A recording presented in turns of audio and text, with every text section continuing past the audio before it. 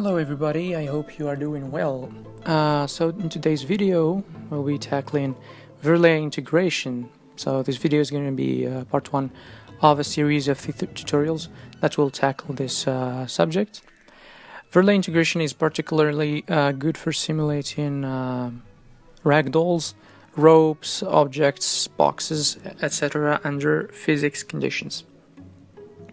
So let us begin by presenting Verlet Integration, what it is and what are other methods that are used to integrate the equation of motion, Newton's equation of motion. So the objective here is to integrate Newton's equation of motion for conservative systems. The equation goes as the mass times acceleration equals the sum of forces.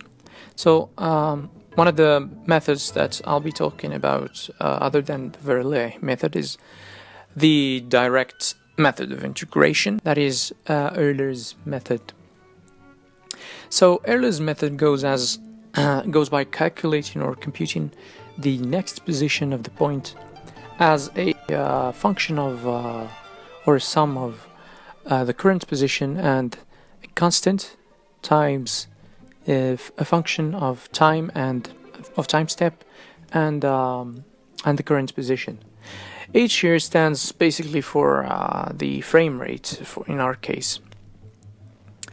So Euler's method, by applying it to Newton's equation of motion, should be understood by first expanding the velocity and the position in a Taylor series. So by doing so, we get that the speed or the velocity at time step n+1 is equal to the velocity at time step tn plus acceleration times dt plus big O of dt squared. And same for the position is equal to the current position plus the velocity times dt plus half the acceleration times dt squared plus big O of dt to the power 3. So to simplify that, we can neglect the terms that have a power bigger than 2. We get Vn plus 1 equaling to Vn plus the acceleration at time Tn times dt, and xn plus 1 equaling to xn plus Vn dt. That goes basically back to incrementing the current position by the speed times dt, and we generally take the speed as a constant. So for the Verlet algorithm, we are going to express the current position in terms of previous positions and no speed, basically. That's by expressing the position at time step n+1 as 2 times the current position minus the old position plus acceleration times delta t squared. We can again neglect the term with the delta t squared here and practically get the xn plus 1 plus 2xn minus 1. So practically, again, we are going to have 3 different variables here.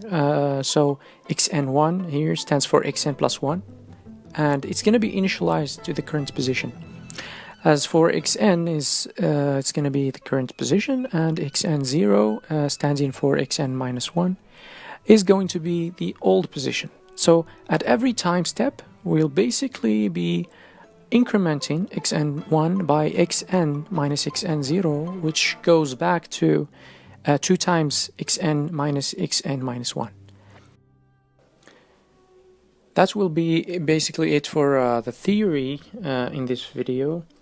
So in the next video, we'll be looking at implementation of this algorithm and how we could use it to animate or to simulate the movement of a single point. You could then use it to do a multitude of things. So see you next time.